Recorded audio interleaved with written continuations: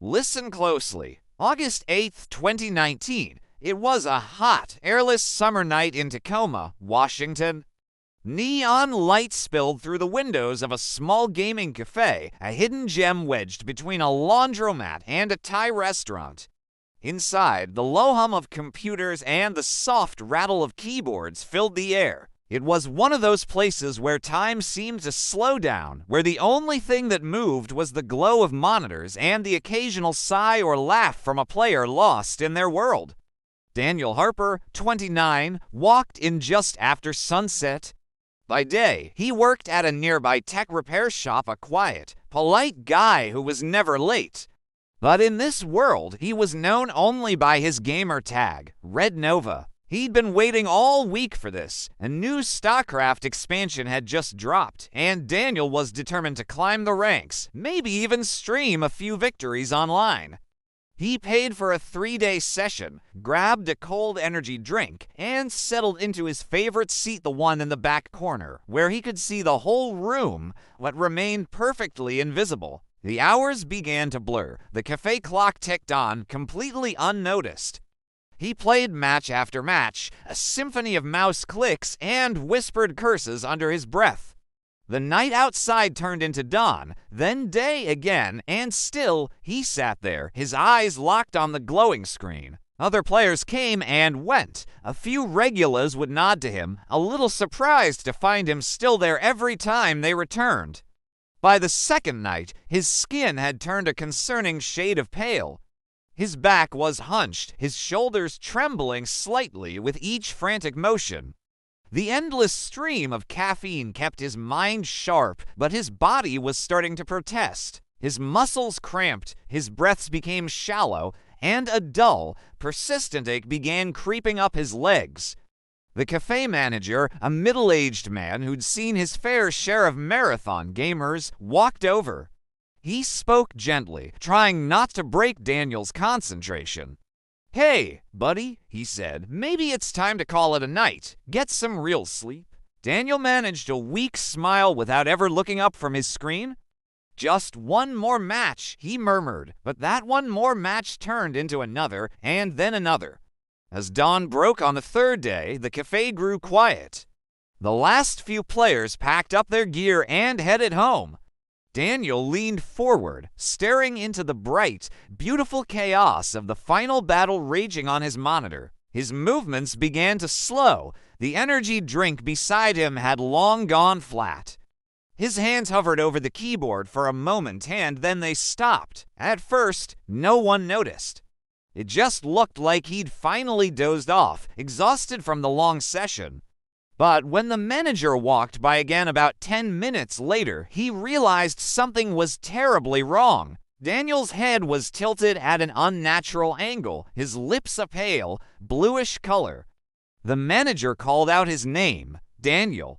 Red Nova. There was no response. A wave of panic washed over him. He fumbled for his phone and dialed 911. The paramedics arrived in a flash, their red and blue lights cutting through the glass windows, casting sharp, frantic colors across the silent rows of computers. They carefully lifted Daniel from the chair and immediately started CPR, but there was no pulse. At the hospital, doctors did everything they could. But Daniel had been sitting nearly motionless for almost 50 hours straight. The long, unbroken hours of stillness had caused deep vein thrombosis, a blood clot that formed in his legs and had tragically traveled to his heart. Combined with severe exhaustion, dehydration, and the relentless strain of sleeplessness, it was simply too much. His heart gave out. He was pronounced dead just after 6 a.m. when the news spread through the tight-knit cafe community. A heavy silence filled the room that had once buzzed with energy and life. The manager closed early that day. He stood by Daniel's usual seat for a long time, just staring at the dim monitor, still displaying a paused StarCraft screen. Daniel's last match, frozen forever, mid-battle. In the days that followed, other players began to leave small notes and candles near that corner station. Some wrote messages like, "GG, Red Nova." You'll be missed. Others just sat quietly, reflecting. It wasn't just about a game anymore. It was about the razor-thin line that separates passion from obsession. It was a stark reminder of how something that gives us so much purpose and joy can, if we lose our balance, quietly and completely take everything away. And somewhere in that cafe, even now, the hum of the computers continues steady, relentless, as if the machines themselves remember the man who just wouldn't quit. Please, take care of yourselves and remember to find balance in everything you love.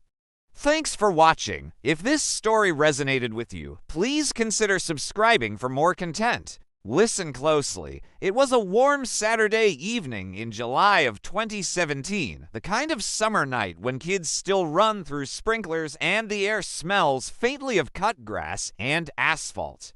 In the small town of Cedar Falls, Indiana, 12-year-old Ethan Miller was out with 3 of his friends, chasing something that only existed on their phone screens, the creatures of Pokémon Go. The sun had just dipped behind the trees, leaving streaks of orange and purple in the sky, and the street lights were flickering to life one by one. Ethan was the curious one of the group, the kind of kid who always wandered a little farther than he should.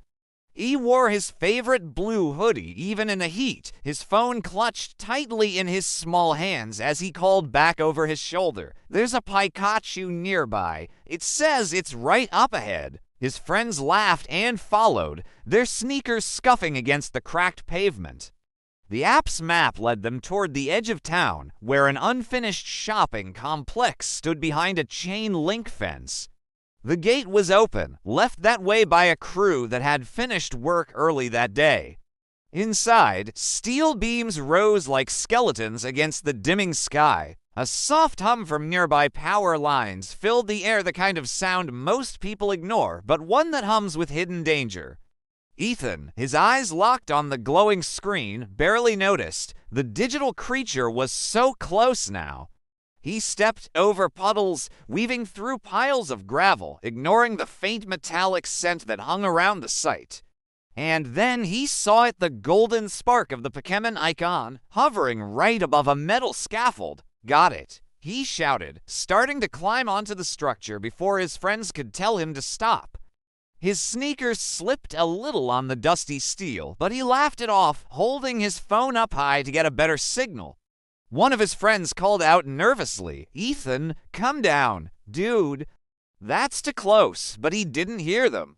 His entire world was the screen. He stretched out his arm, trying to tap the creature. In that instant, his foot slid. Instinctively, he reached out for balance. His hand brushed against a thick black cable that hung lower than it should have. A blinding flash exploded through the air. The sound wasn't just a spark hit, it was a crack, sharp and final, echoing across the empty lot. Ethan's body went rigid, frozen in that single second of light before collapsing to the ground. The other boys screamed. One ran for help while the others stood frozen, their phones still glowing weakly in their hands, the game's cheerful music a horrifying contrast to the silence that followed. Within minutes, adults from nearby shops rushed over. Someone called 911. The paramedics arrived fast, kneeling beside the small figure on the dirt, but it was already too late. Ethan's pulse was gone. The electricity had passed through his body instantly, stopping his heart before he even hit the ground.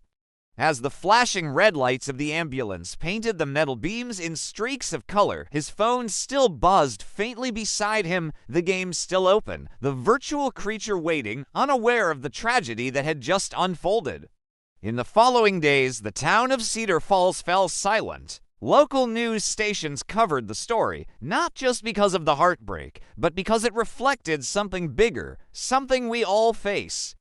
The police report was simple and chilling. Accidental electrocution caused by contact with a live wire. Distraction due to a mobile device. Parents across the neighborhood took their kids' phones away for a while. The construction company tightened its safety rules, adding locks and warning signs. And in the park where Ethan used to play, someone taped a note to a lamppost. It read, "Don't forget to look up sometimes." The words fluttered in the wind beside a few candles and a small Pikachu toy placed at their center. This wasn't the game's fault. It wasn't truly his, either. It was just a moment, 1 second of distraction in a world that constantly demands our attention.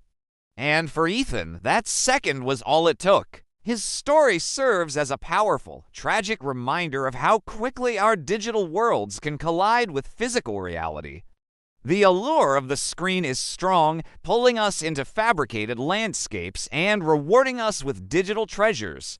We've all been there walking down the street, eyes glued to our phones, oblivious to the curb, the lamppost, or the person walking towards us. We tell ourselves it's just for a second, that we're in control. But are we? The very design of these apps is meant to keep us engaged, to make us forget the world around us. Notifications, rewards, endless scrolling, it's a carefully crafted system to hold our focus. And in most cases, the worst that happens is we bump into someone or miss our bus stop. But as Ethan's story shows, the stakes can be infinitely higher. Unfinished construction sites, busy intersections, train platforms, these are all places where a moment of digital distraction can lead to irreversible consequences. When we are immersed in our phones, our situational awareness plummets.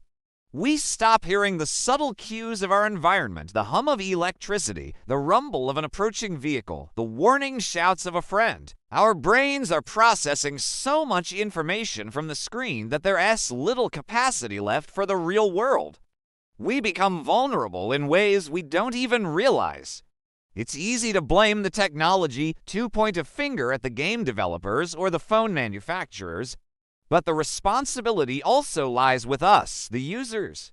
We have to cultivate the discipline to know when to put the phone away. We have to teach our children and remind ourselves that no notification, no game, no message is more important than our safety.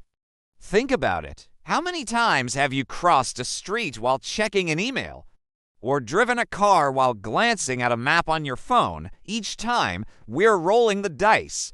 We're betting that the world will stay predictable for the few seconds our attention is elsewhere. But the world isn't always predictable. Wires hang loose, drivers run red lights, and dangers exist where we least expect them.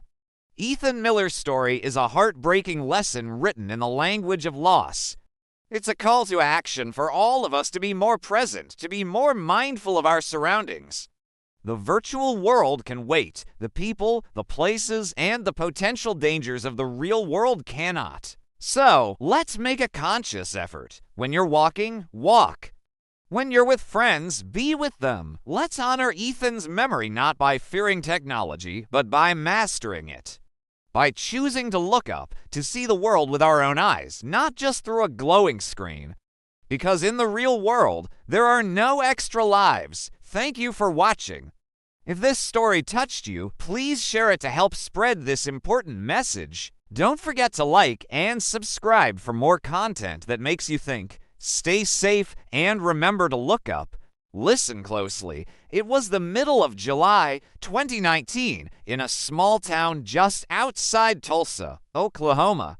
This was the kind of place where the summer heat seemed to hum in the air and the nights stretched out endlessly for teenagers looking for something to do. 17-year-old Matthew Klein was one of them, but he had always been quiet, more at home in front of a screen than in a crowd. For Matthew, Minecraft wasn't just a game.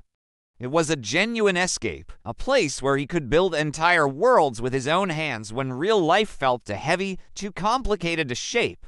On this particular Friday night, he walked into a 24-hour gaming cafe tucked between a laundromat and a diner. The neon sign above the door flickered, painting his face in a soft, gentle blue light. Inside, the cafe buzzed with the low hum of machines and the rhythmic clicking of keyboards. Matthew found his usual spot, the last computer in the corner, and logged in. The glow of the monitor washed over his pale skin as he began constructing another digital fortress. Hours melted into days. He barely noticed the time passing. Other gamers came and went. their laughter and conversations a distant echo, but Matthew stayed. His fingers moved in a steady rhythm, his mind lost somewhere inside the pixelated landscapes he was bringing to life. The staff had seen him before. He was always polite, always quiet, and never caused any trouble. But this time, something felt different. He wasn't eating. He wasn't really moving. It was just endless building, mining, and crafting a world growing more magnificent by the hour, while his own body slowly started to fade. By the second night, his eyes were bloodshot, his posture slumped into a deep curve.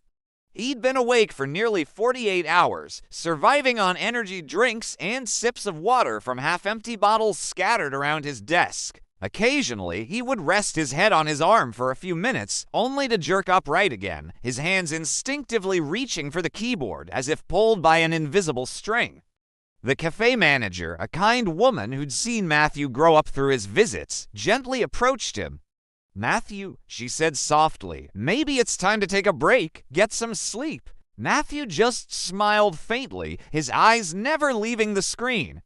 He whispered, "Just a little longer. I'm almost done." He was so close to finishing his creation. Sometime on the third morning, as the first rays of sunlight leaked through the blinds, casting long shadows across the room, Matthew leaned closer to the screen. His hand trembled slightly as he placed one final, perfect block. And then, his breathing slowed, his shoulders sagged. Without a sound, he slumped forward, his forehead pressing softly against the keyboard. The faint hum of the computer continued, the game world still open on the screen, his last creation frozen in perfect stillness. The manager called out to him, thinking he had finally fallen asleep. "Matthew." When there was no response, a ripple of panic spread through the room. Someone dialed 911 while others rushed over, trying to gently shake him awake, but he was unresponsive. Paramedics arrived within minutes, the room now eerily silent except for the clicking of a mouse from a nearby computer, where another game was still being played. They worked quickly, their faces grim, but there was nothing they could do. Matthew's heart had stopped. The medical report would later confirm what no one wanted to believe: cardiac failure brought on by extreme exhaustion and dehydration. After nearly 72 hours without proper rest, food, or even basic movement, his young body had simply shut down. His heart had been under immense strain for too long, his blood had thickened from the lack of circulation, and his muscles had burned through what little energy was left. In the days that followed, the cafe closed its doors out of respect. It felt wrong to hear the hum of machines in a place where such a quiet tragedy had occurred. Someone placed a small candle and a photo of Matthew by his favorite chair. Online, his Minecraft server filled with messages from players all over the world. These were people who had never met him in person, but knew him through the worlds he built. There were words of grief, love, and disbelief. One player left a simple sign at the entrance of his final build. It read, "He didn't just play, he built worlds." His parents, heartbroken but determined to make sense of what happened, later spoke about the dangers of losing track of time in front of a screen. They weren't blaming the game. Matthew had loved it. Instead, they wanted to remind others that even the things we love can hurt us if we forget the world outside of them, if we forget to take care of ourselves. And somewhere, still hosted on an old server, the last sunrise Matthew ever built shines eternally over a pixelated horizon. It remains his quiet masterpiece, a beautiful, silent world frozen in time. Matthew's story is a tragic reminder that we all need to find balance. Gaming can be a wonderful, creative, and social outlet, but it's so important to listen to your body. Get up, stretch, drink water, and get enough sleep. Look out for your friends, too. If you see someone pushing themselves too hard, reach out and check on them. Let's make our gaming communities places where we build each other up, both in the game and in real life. Thank you for listening. If you found this story meaningful, please consider subscribing for more content like this. Stay safe and take care of yourselves. Listen closely. It was a cold December evening in 2017 in Wichita, Kansas. The kind of night when the air feels heavy and the streets are quiet, wrapped in the dull glow of street lights and Christmas decorations still hanging from porches. Inside a small suburban home on McCormick Street, Andrew Finch was sitting with his family, talking about dinner plans and teasing his younger niece about her new phone. He had no idea that, at that very moment, hundreds of miles away, a digital argument was spiraling into something that would reach his doorstep and change everything forever. Online, two young men, complete strangers to Andrew, were locked in a heated match of Call of Duty *. The prize, a mere $150 wager. But what started as harmless, if intense, competition quickly twisted into something much darker. Insults flew across the voice chat, pride was bruised, and one of them, a teenager from Ohio named Casey, decided to take it too far. In his fit of rage, he reached out to a man known online for pulling dangerous pranks, a swatter named Tyler, someone who thought making fake emergency calls was a kind of power play. Casey sent him an address, the one he believed belonged to his online rival, but it wasn't. Tyler, sitting in his home in Los Angeles, picked up the phone and dialed 911. His voice was calm, convincing, rehearsed. He told the dispatcher a horrifying story. He'd just shot his father and was holding his family hostage. And then he gave them Andrew Finch's address, a random home he'd pulled from an old, unrelated message thread. Within minutes, the call was broadcast to local police in Kansas as a high-risk, active hostage situation. Around 6:15 p.m., the quiet neighborhood was suddenly flooded with flashing lights. Dozens of officers, armed and on high alert, surrounded the Finch home. Rifles were drawn. Neighbors peeked from their windows, completely baffled by the sudden flood of police cars on their quiet street.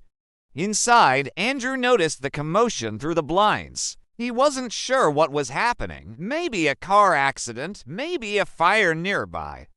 But when the loudspeakers outside barked orders for everyone inside to come out with their hands raised, he hesitated. His family looked at him, terrified and confused.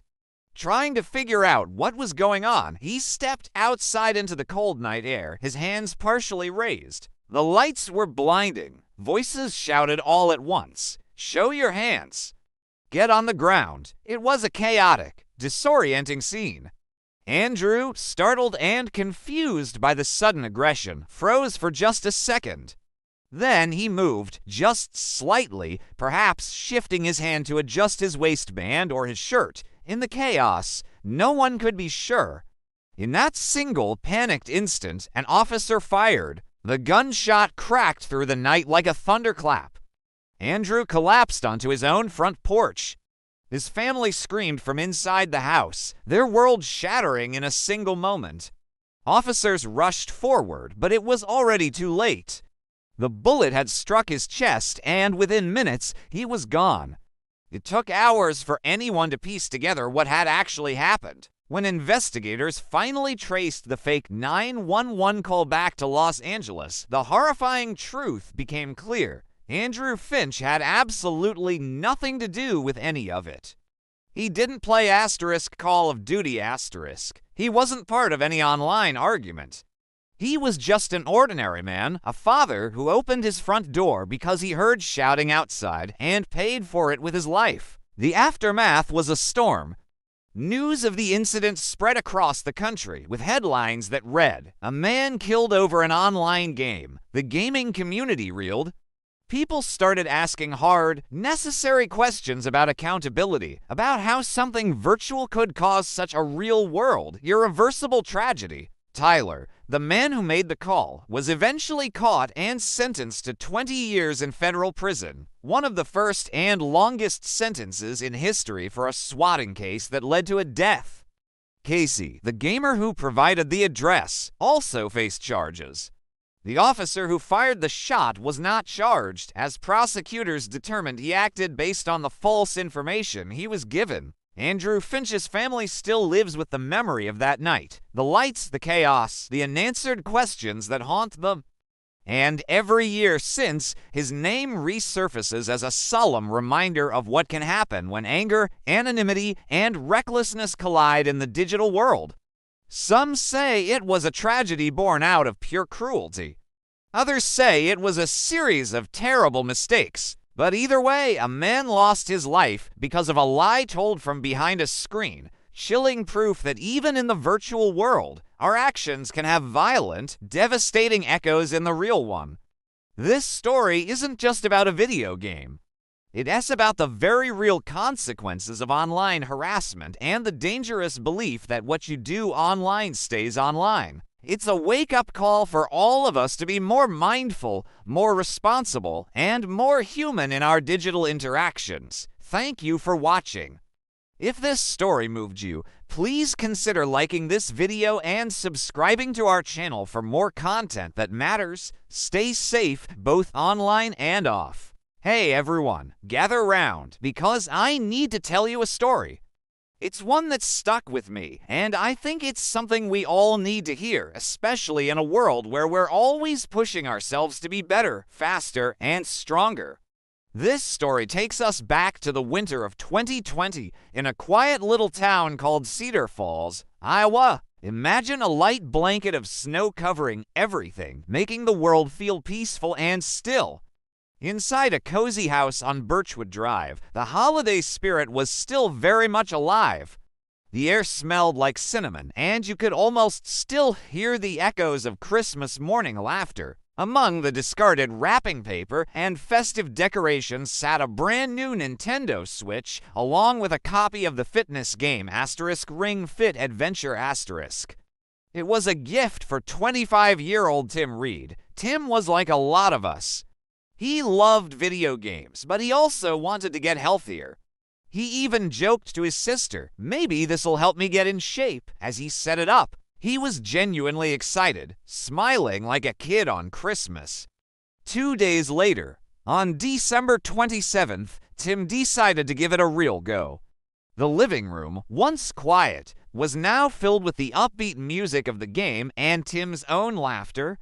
He was jogging in place, doing squats, lunging with that plastic ring controller, completely immersed in the virtual world. His family was right there, cheering him on, amused by his enthusiasm. He was really pushing himself, maybe a little too hard for someone just starting out. An hour went by, and then another. The initial fun turned into a serious workout. Sweat was dripping from his forehead, and his breathing became heavy and labored. His mom, seeing the effort he was putting in, suggested he take a break. But Tim, caught up in the moment, just waved her off with a smile. "Just one more round," he said, catching his breath between words. He was determined to beat his high score, to push past that next level. As the afternoon faded into evening, the sun went down, and the only light in the living room came from the TV screen, its glow reflecting off the dark windows. Finally, completely exhausted, Tim dropped onto the couch. His shirt was soaked with sweat. "Man, that was a workout," he managed to say, rubbing his chest. That's when his mom noticed the look on his face. It wasn't just exhaustion anymore. There was a strain she hadn't seen before. "You okay?" she asked, a hint of concern in her voice. He nodded, trying to brush it off, but just moments later, his expression shifted from discomfort to confusion, and then to pure, sharp pain. He grabbed his chest, gasping for air. "Tim," his mother said again, her voice now trembling with fear. He couldn't answer. Within seconds, he collapsed from the couch onto the carpet. The cozy, quiet home instantly transformed into a scene of absolute chaos and panic. His mother's screams for help filled the house while his sister, with shaking hands, frantically dialed 911. The minutes that followed felt like an eternity. Soon, the living room was lit by the flashing red and blue lights of the ambulance outside. Paramedics rushed in, their voices calm but urgent as they started CPR. The rhythmic beeps of their medical equipment cut through the silence, a desperate sound of hope, and then there was only silence. Despite every effort, despite their speed and their skill, Tim was gone. He was only 25 years old. The coroner later confirmed the cause of death was sudden cardiac arrhythmia. It's a terrifying condition, an electrical malfunction in the heart that can strike without any warning, even in people who seem perfectly young and healthy. The doctors explained something crucial. While exercise is undoubtedly good for us, intense, prolonged exertion, especially after a period of being inactive, can sometimes trigger these fatal heart irregularities. It's incredibly rare, completely unpredictable, and utterly merciless. In the days that followed, the house on Birchwood Drive felt empty. The warmth was gone.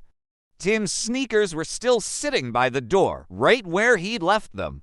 The Nintendo Switch, the source of his final moments of joy and effort, still glowed faintly in standby mode. His mom couldn't bring herself to unplug it. It was a silent, heartbreaking monument to what had happened. Friends and neighbors came by with food and condolences, trying to offer comfort, but what words can you possibly say in the face of such a tragedy? The story made the local news with headlines like, "Young man dies after playing fitness game." It was a bizarre, tragic intersection of modern technology and the profound fragility of human life. Tim's story isn't meant to scare you away from exercise or from trying to improve yourself. It's a quiet, powerful reminder that we need to listen to our bodies. Pushing our limits is one thing, but ignoring them can have devastating consequences.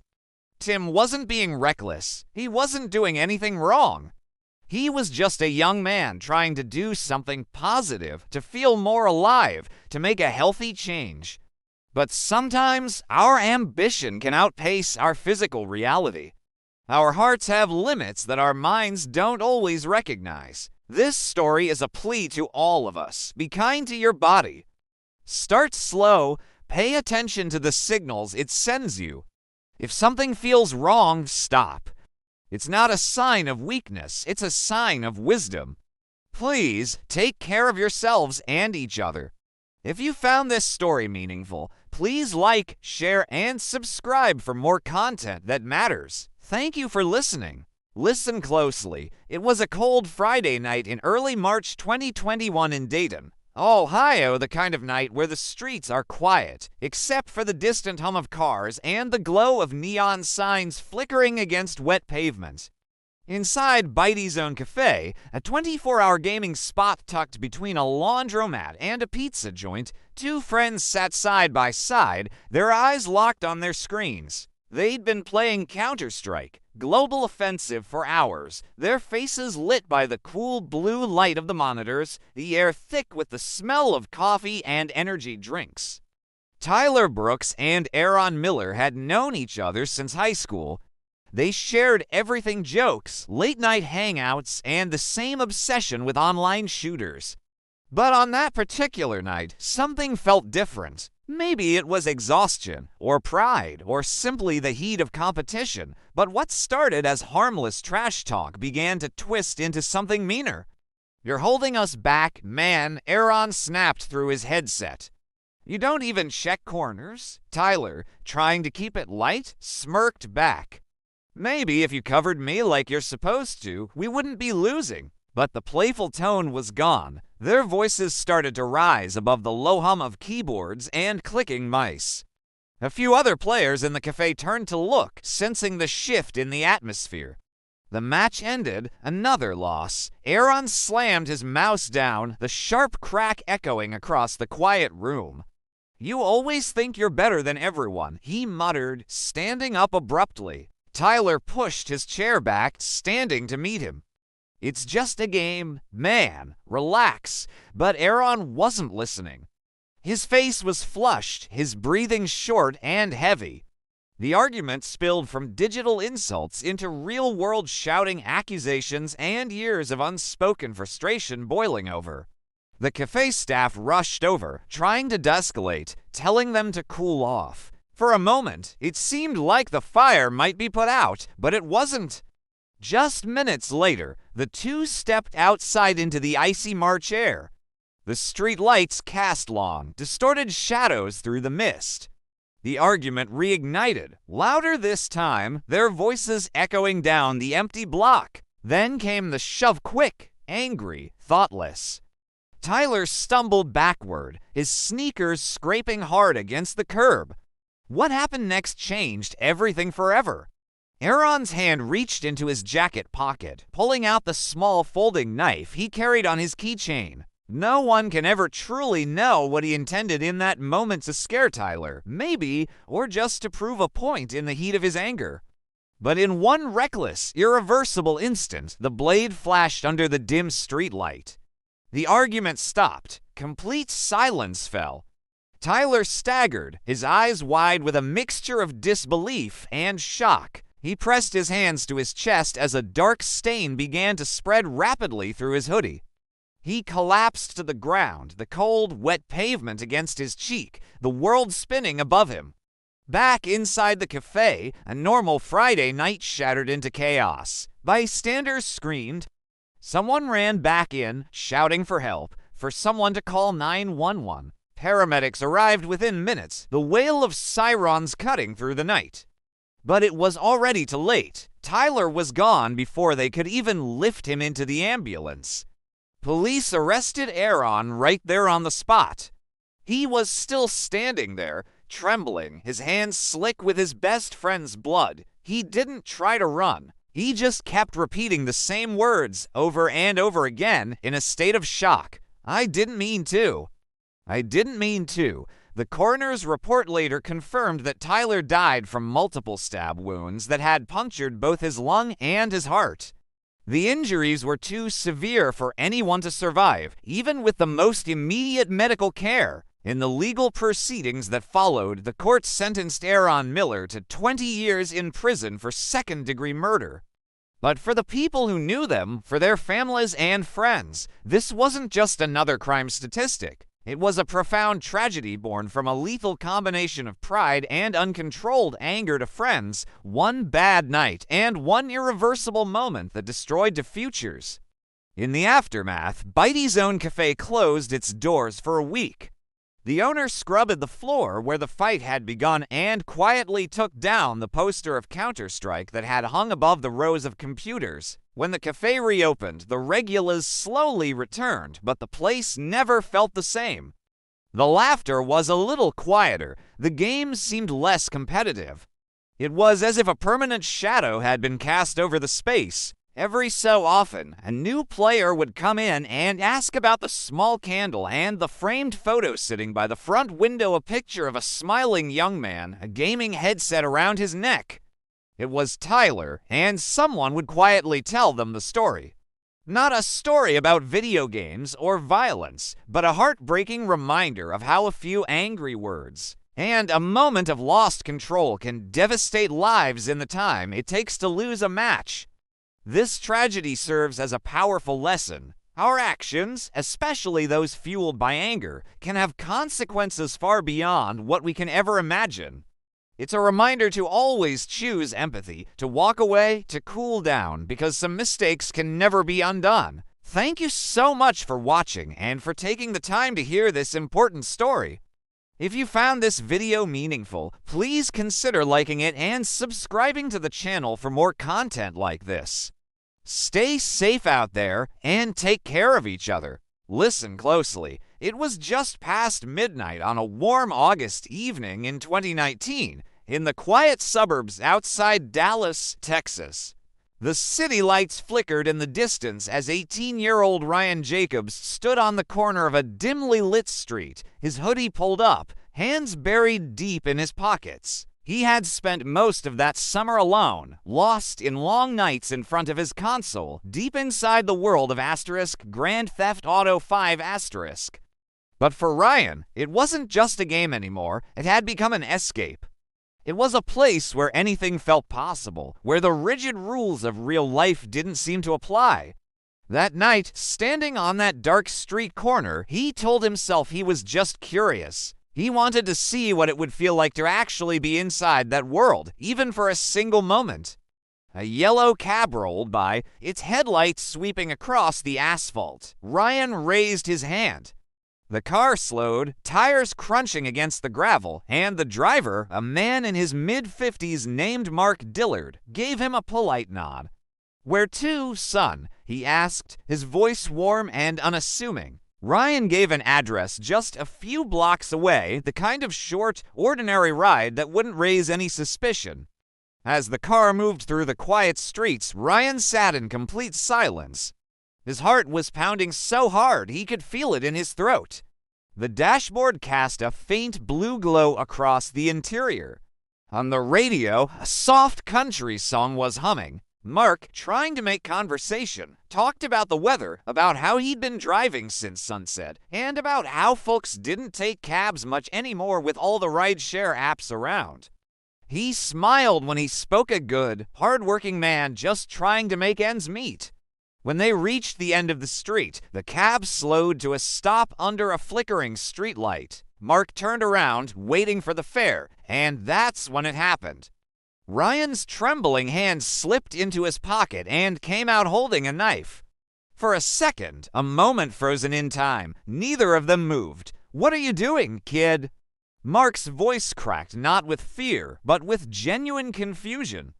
But Ryan wasn't thinking anymore. The sound of his own heartbeat drowned out everything else. What followed was fast, senseless, and brutal. By the time it was over, Mark lay slumped against the seat, his final breath barely audible. Ryan, his hands now shaking uncontrollably, dragged him from the car and climbed into the driver's seat. His pulse raced as he slammed his foot on the gas. The cab lurched forward, swerving down the empty street. But this wasn't like the game. There was no adrenaline rush, no triumphant music, no points flashing on a screen. There was only a heavy, deafening silence and the crushing realization of what he had just done. But he wasn't alone. Witnesses had already seen the struggle. Someone had called 911. Within minutes, the night was torn apart by flashing red and blue lights. Police cars boxed him in at an intersection, officers with their guns drawn, shouting commands he could barely hear through the fog in his mind. He didn't resist. The knife fell from his hand as he was pulled from the car, and he whispered to the officers, "I just wanted to feel what it was like." At the station, investigators found nothing that could explain the violence. No drugs, no alcohol, no history of mental illness. Just a quiet, isolated teenager who'd spent months blurring the line between the virtual world and the real one. He told them he wanted to experience the rush he'd seen on his screen to know if it felt the same. He found out that it didn't. Not at all. Ryan Jacobs was charged with murder and armed robbery. The courtroom was silent the day the verdict came down. Life imprisonment without the possibility of parole. In his sentencing, the judge called the event a tragedy born of confusion, not evil. Mark Dillard, the kind cab driver, left behind a wife and 2 grown children. His daughter later said in an interview that her father had always believed in giving people second chances. He probably would have forgiven him if he could, she said, her voice trembling with grief. The story made national headlines for a few weeks. Commentators and experts fiercely debated whether video games could really push someone over the edge. Some stores briefly pulled Grand Theft Auto from their shelves, but the discussion soon faded, replaced by newer headlines and other tragedies. But for those who remembered, the story of Ryan Jacobs and Mark Dillard lingered, a chilling and haunting reminder that sometimes the danger isn't in the game itself, but in what can happen when someone tragically forgets where the game ends and reality begins. Thank you so much for watching.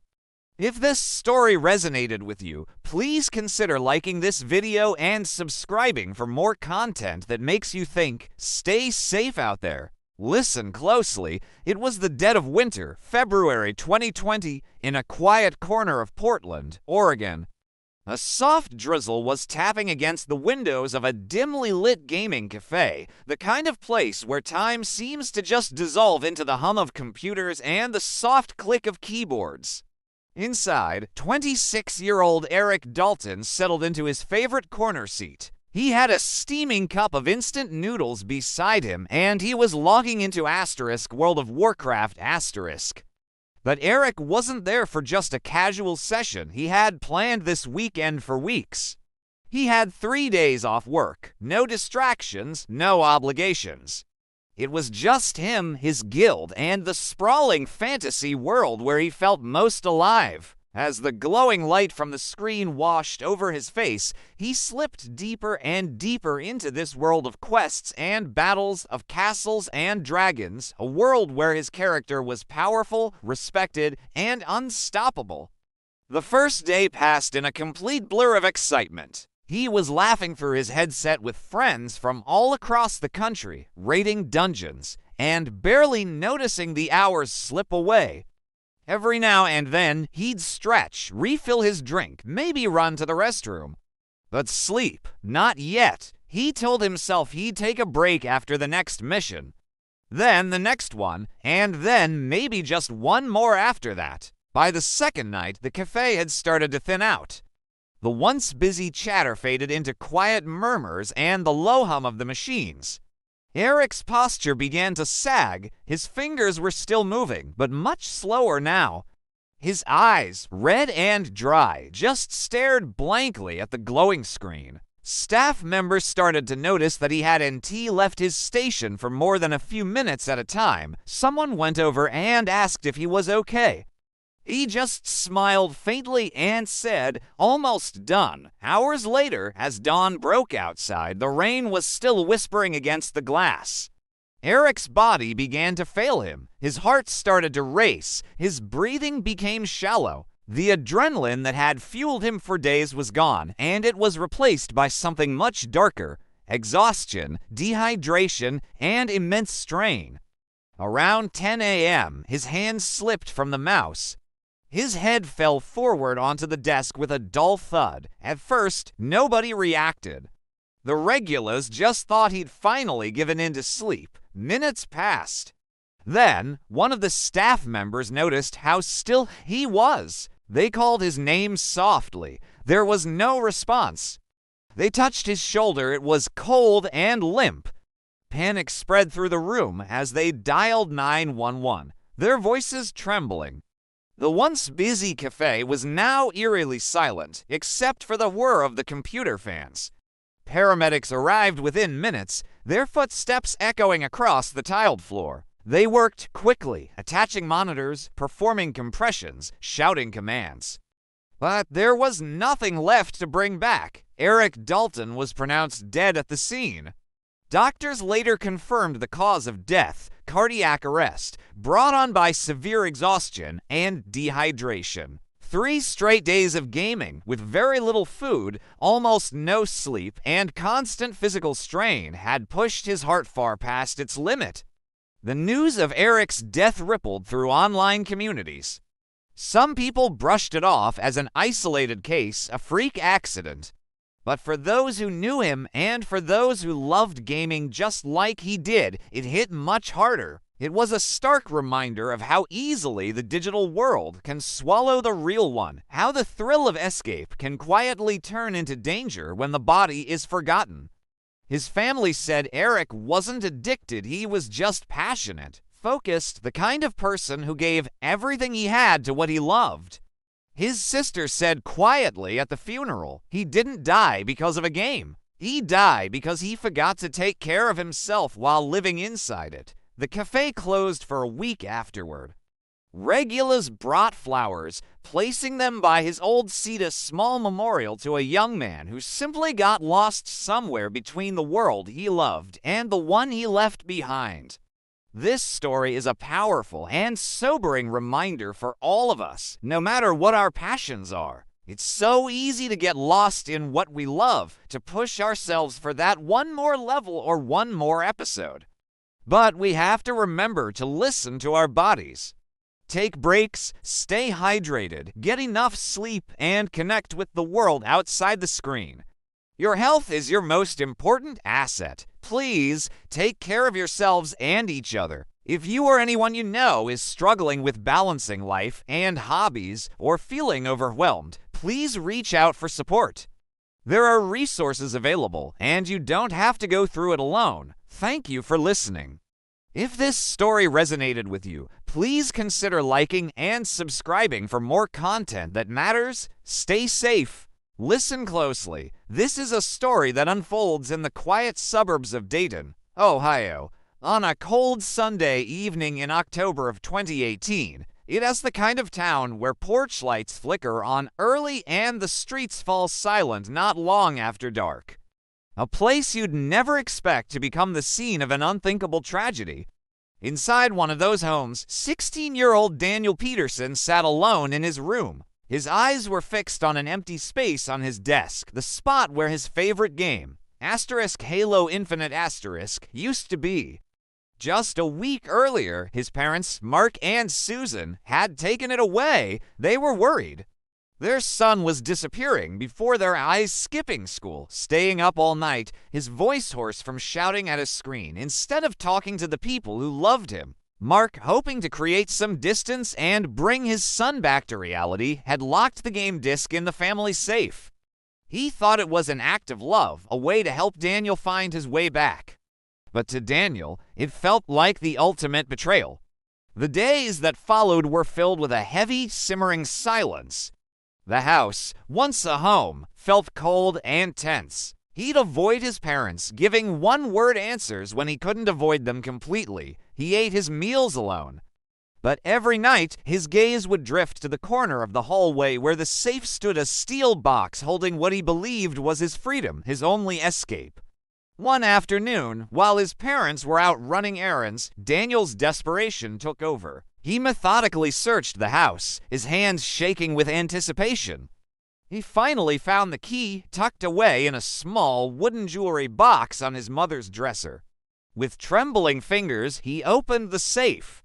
Inside, nestled together, were two objects that would change everything: his father's old pistol and the game he missed more than anything in the world. Hours later, Mark and Susan returned home. Mark was carrying bags of groceries, and Susan was laughing, recounting something she'd heard on the radio. The familiar sounds of a normal evening, but as they stepped inside, the house was unnervingly quiet. The curtains were drawn, casting long shadows across the living room. Daniel was waiting for them. He smiled, a faint, unsettling curve of his lips. He told them he had a surprise, something to make things right again. "Close your eyes," he said softly. They hesitated.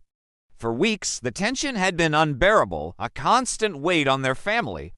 But in that moment, they wanted to believe. They wanted to see their son, the boy they knew and loved, coming back to them. So they did. They closed their eyes, filled with a fragile hope. And then, a sound that shattered everything. The first shot exploded through the quiet house, a deafening crack that ripped through the fabric of their lives. Susan fell before she even had a chance to open her eyes. Mark spun toward the sound, his face a mask of confusion, terror, and disbelief. The second shot fired. He collapsed, the world around him fading to black as blood began to pool on the hardwood floor. But somehow, through the pain and the darkness, he held on.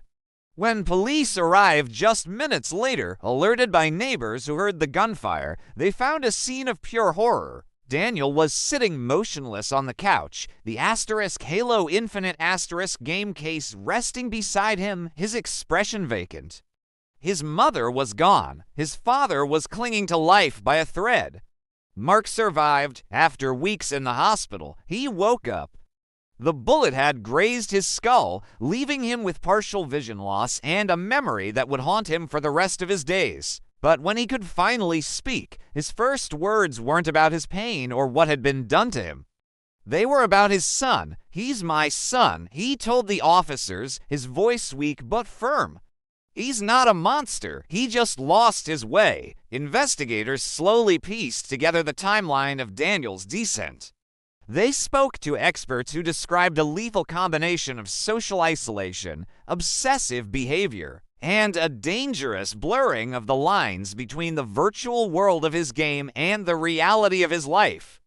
It wasn't a sudden snap into insanity, but a slow, tragic erosion of control. A complete emotional collapse. The trial was brief but utterly devastating. The jury found Daniel guilty of murder and attempted murder. Every single day of the proceedings, his father, Mark, sat in the courtroom, his gaze fixed on his son, refusing to look away.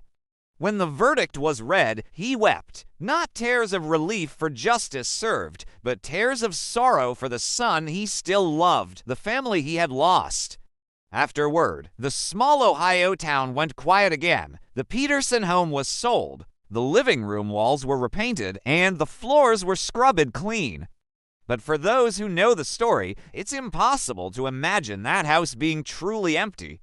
Somewhere deep within its walls, the echo of that night still lingers. A chilling reminder that sometimes the most dangerous battles aren't the ones fought on a screen with controllers in our hands, but the silent, desperate wars that rage inside our own minds. This story is a tragic example of what can happen when things go too far. If you or someone you know is struggling with mental health or feeling overwhelmed, please know that you are not alone and help is available. You can reach out to the National Alliance on Mental Illness or the Crisis Text line. Talking to someone is the first step. Thank you for listening.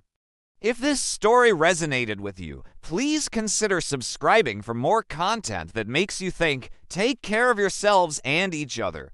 Listen closely. It was early September of 2016, a warm, quiet afternoon along the Oregon coast, one of those days when the ocean looked endless and the air carried that perfect mix of salt and pine. To college friends, Ethan Cole and Ryan Baker, both just 22, had driven out from Eugene to clear their heads after a long week of classes. They weren't planning to hike far. They just wanted to breathe, to walk, and to play the game that everyone, absolutely everyone, was talking about *Pokemon Go*. It had only been out for a few weeks, and like millions of others, they were hooked. The idea of catching digital creatures layered over the real world felt magical, almost like a piece of childhood nostalgia, reborn for a new generation. Their phones were out, maps glowing brightly in their hands as they followed the app's trail markers along a coastal ridge known for its postcard-perfect views and for its sharp, unforgiving drop into the Pacific below. As they walked, the waves roared softly beneath them, a constant, powerful rhythm. The wind tugged at their jackets, a gentle reminder of nature's presence. The sun was slowly sliding toward the horizon, painting the sky and the water in shades of brilliant gold. It was a beautiful, serene scene, the kind of moment you wish could last forever. Ethan was a few steps ahead, laughing, calling back to Ryan that there was a rare Pokemon just a little further down the path. Ryan followed, his eyes locked on his screen, completely engrossed. The sound of crunching gravel under his feet blended seamlessly with the game's electronic chime, creating a strange symphony of the real and the digital. In that moment of intense focus, neither of them noticed how the well-trodden path had narrowed dangerously. There was no guardrail, no warning sign, just a few tufts of grass separating solid ground from a 60-foot drop. Then, a sound broke through the rhythm of the afternoon, a sharp scrape of shoes on rock, a startled shout that was quickly swallowed by the wind. And then, a deafening silence. Witnesses nearby, enjoying the same beautiful evening, looked up from their own activities, their eyes scanning the cliffside. They saw two figures vanish over the edge. Emergency crews were on the scene within minutes. The landscape, so beautiful just moments before, now looked treacherous and hostile. They found Ethan first, near a jagged cluster of rocks.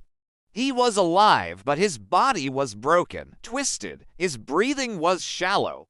He was rushed to the hospital with shattered ribs and a fractured spine, his life hanging by a thread. But Ryan was found farther below, in a place much harder to reach. His phone was still clutched tightly in his hand. Its screen was cracked, but it was still glowing faintly, displaying the game's map, a digital ghost in the twilight. He never regained consciousness. Doctors said the impact had been immediate and catastrophic. The fall was too high, the terrain too unforgiving. By the time the rescue helicopter reached the hospital, it was already too late. In the days that followed, the story exploded across the country. It was a headline that seemed to capture a modern-day fable: two friends chasing pixels over a cliff. News anchors debated the cause. Was technology to blame? Was it the allure of augmented reality? Or was it something much simpler, something much more human, the fragility of our focus in a world full of distractions? The official investigation confirmed what many had suspected. The truth was brutally simple. They had walked too close to the edge, their eyes fixed on their screens, completely unaware that the trail had ended. They were so absorbed in the world on their phones that they forgot about the very real world right beneath their feet. Ethan survived, but his recovery was agonizingly slow and overshadowed by an immense weight of guilt. In later interviews, his voice was soft, haunted. He said he still heard that moment replaying in his mind, that sudden, sharp gasp, that single word cut short by the wind. "We weren't doing anything crazy," he explained. "We weren't being reckless. We just stopped looking up." Today, if you visit that spot on the Oregon coast, you'll find a small wooden cross tucked into the grass, overlooking the water. It's a quiet, somber memorial. Tourists still come to take photos of the breathtaking view. And sometimes you can see other players walking that same path, their own phones glowing in their hands. But if you stand there long enough, if you really listen past the sound of the waves and the wind, you might feel what Ethan felt that day. You might feel that razor-thin line that separates reality from distraction. And you might be reminded that sometimes the world flashing on your screen isn't nearly as real or as important as the one right here, the one beneath your feet. This story isn't just about a video game. It's a powerful reminder for all of us. In our world, we are constantly connected, constantly scrolling, constantly chasing the next notification. It is so easy to get lost in the digital noise and forget to be present in our own lives with the people who matter most. Let's make a conscious effort to look up more often. Look at the sky, look at the faces of your loved ones, and appreciate the world around you. Don't let the most beautiful moments of your life pass by because you were looking down at a screen. Thank you for watching and for taking the time to reflect on this story with me. If it moved you, please consider liking this video and subscribing to the channel for more content that makes you think. Stay safe and remember to look up. Listen closely. It was a cold November morning in 2019, the kind that turns city light into fog and coffee steam into comfort. Inside a small gaming lounge on the edge of Columbus, Ohio, 23-year-old Adam Torres sat in his usual corner seat. It was the one near the window, where the neon sign outside painted his face blue and red in rhythm with the passing cars. He'd been coming there for years. Everyone knew him: quiet kid, polite, always wearing a faded hoodie and headphones too big for his head. He didn't drink, didn't party, didn't cause trouble. League of Legends was his world, his escape, his purpose. That night, he told the attendant he was just going to play a few matches before heading home. But a few matches quickly became a marathon. Hours passed by completely unnoticed. Midnight bled into morning. The constant hum of computers and the soft clicks of keyboards filled the room like white noise. The glow of the screen lit his tired eyes as his hands moved with a practiced, almost robotic rhythm. Q, W, are the mechanical dance of obsession. Empty soda cans began to gather beside him, a small silver mountain growing taller with each passing hour. His phone buzzed once with a message from his sister: "You coming to dinner Sunday?" But he didn't even look. He was too deep inside that endless, competitive world, a digital battlefield where every single second mattered, and the next victory always felt just one more game away. By late afternoon, people began to notice something was different. His movements had slowed. His breathing was heavier, uneven. Every few minutes he'd rub his chest, shake his hand, or stretch his fingers as if they were numb. But when someone leaned over and asked if he was okay, he just smiled faintly and said, "Yeah, just one more round." At around 3 in the afternoon, just as a new match loaded, Adam leaned back in his chair. His head tilted slightly, his eyes still fixed on the screen, but the cursor had stopped moving. The mouse slipped from his hand and hit the floor with a dull, almost silent thud. At first, the other gamers thought he'd just fallen asleep. The attendant called his name twice before rushing over and shaking his shoulder. Nothing. The room went silent. Paramedics arrived within minutes, their emergency lights flashing through the glass, casting a chaotic strobe effect over the quiet scene. They worked on him right there, under the cool blue glow of computer screens that still showed his paused game. His heart was weak, struggling, and then fading. By the time they reached Riverside Hospital, there was nothing left to restart. The doctor said it was cardiac arrest, brought on by extreme exhaustion, severe dehydration, and sitting for nearly 23 hours without any rest. His body had simply given out. The news spread like wildfire through the local gaming community. For days, candles and flowers appeared on his desk, a place once filled with energy and focus, now an altar of silence. Friends shared stories online, remembering how kind he'd been, how he always stayed late to help others learn the game.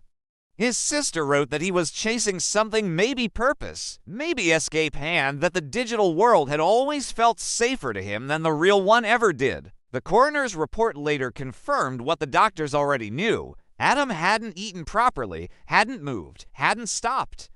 His blood had thickened from the long period of immobility, his heart completely overwhelmed by the constant strain and caffeine. It wasn't an instant event. It was a slow, invisible decline, the kind of end that creeps in quietly while you read a focus to feel it coming. Today, the chair where he sat still stands in that cafe. The owner never replaced it. Sometimes new players ask why, and the regulars just shake their heads and say softly, "That's Adam's spot." So, if you ever find yourself staring too long at a screen, completely lost in another world, maybe remember him. Remember the way his hands never stopped moving until they did, because sometimes it's not the game that gets you. It's forgetting that the real world, your heartbeat, your breath, your body is still the one keeping score. It's about balance. Gaming is a passion, a community, a wonderful escape, but it can't be everything. Please take breaks. Stand up, stretch, drink some water.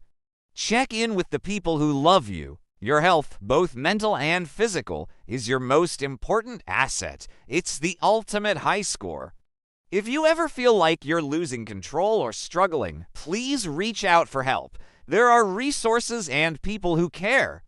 Your life is more valuable than any leaderboard. Thank you for watching. If this story resonated with you, please consider liking this video and subscribing for more content that matters.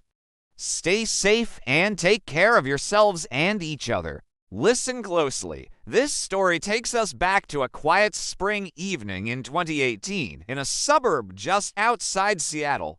It's about two friends, Ethan Cole and Ryan Mercer, who had grown up side by side.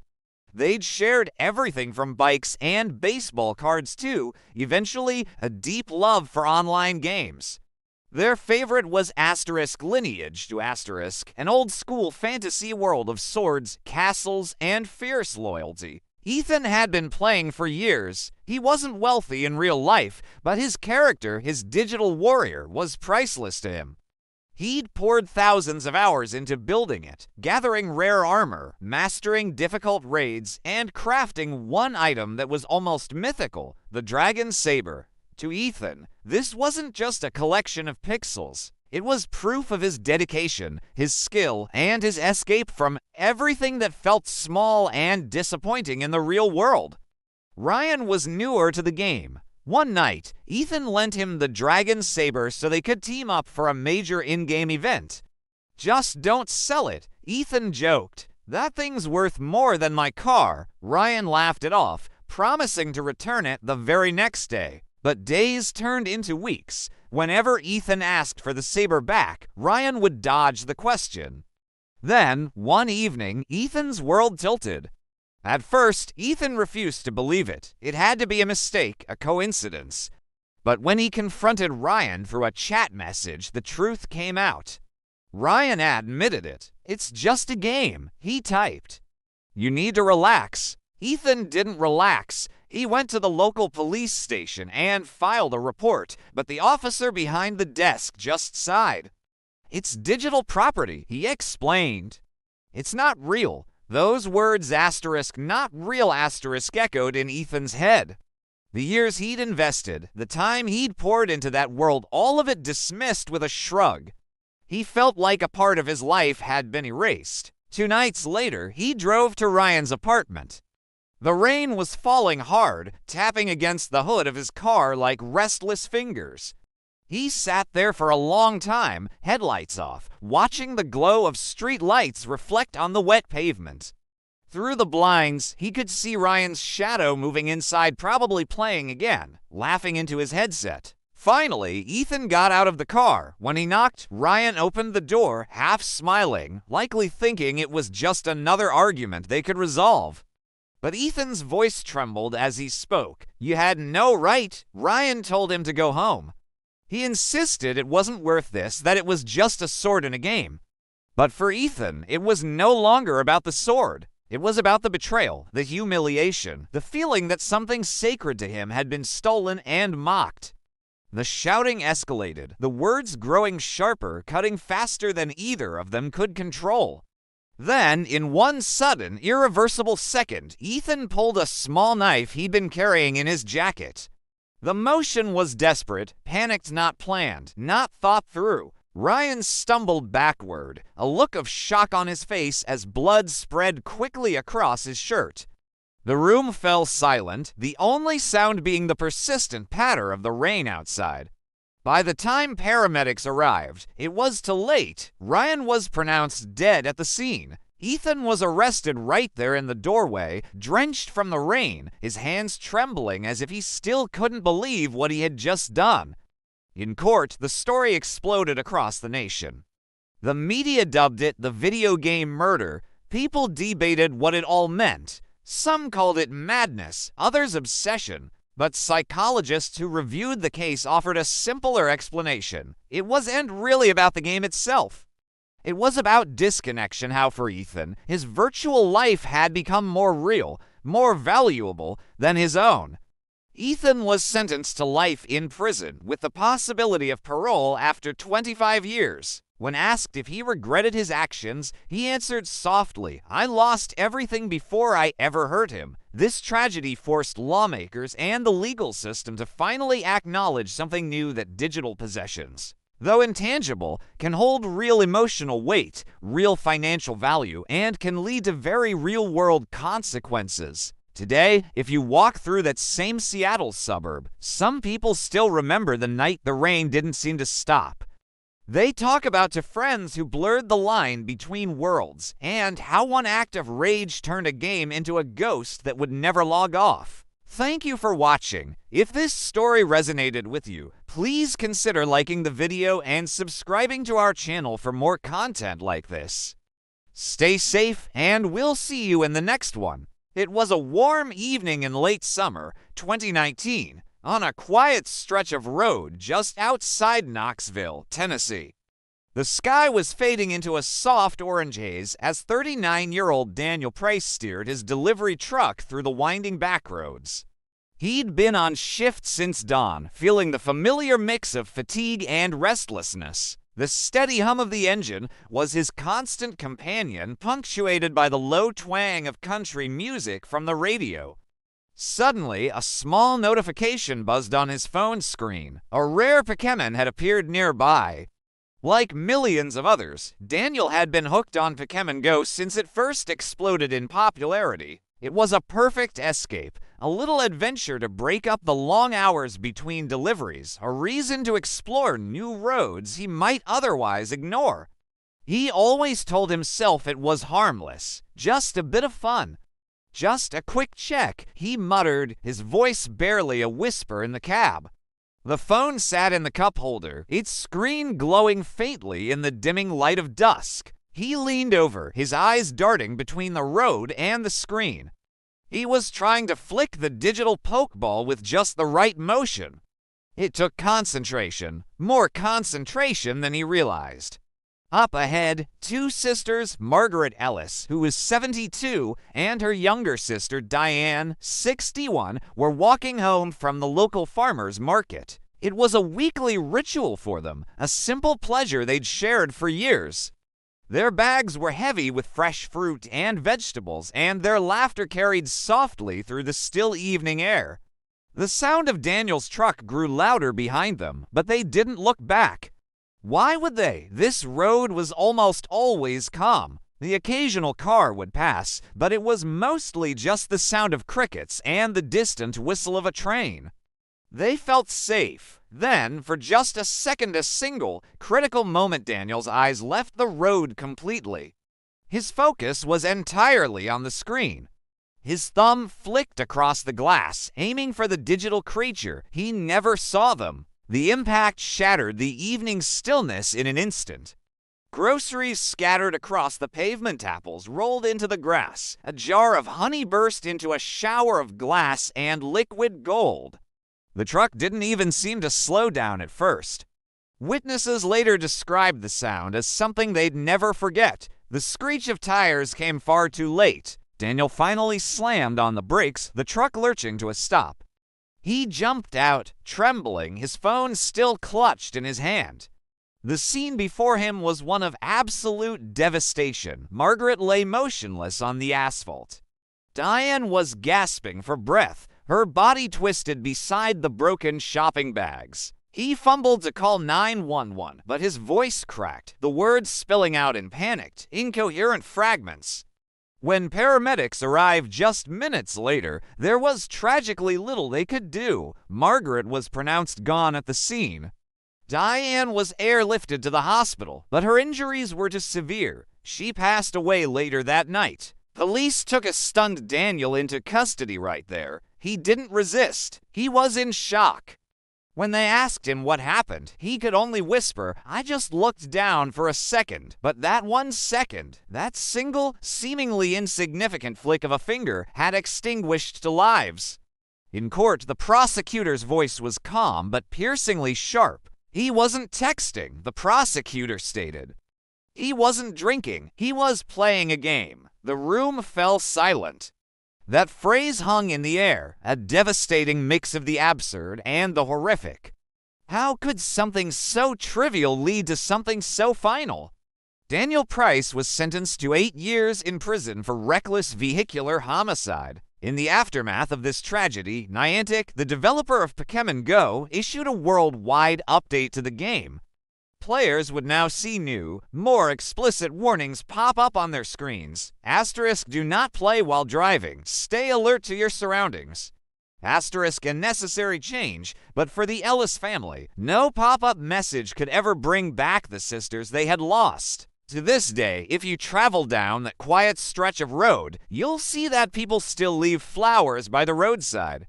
Someone has even painted a few faded pokeballs on the guardrail of quiet, haunting memorial to the lives that were so abruptly interrupted by a game that was only ever meant to bring joy.